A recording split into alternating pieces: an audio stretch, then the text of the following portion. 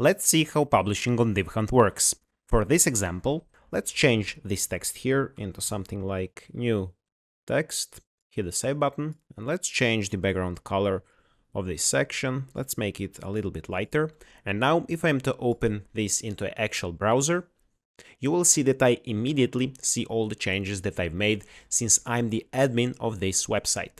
But let's copy this URL here and let's open it inside the incognito window. So let's paste this down, hit the enter, and now you will see that I cannot see the changes that we've made. That's because inside the incognito window, I'm counted as the common user and not as the admin. So if you want to make the changes that you've made available for all the other users, you simply need to go here and hit the publish button.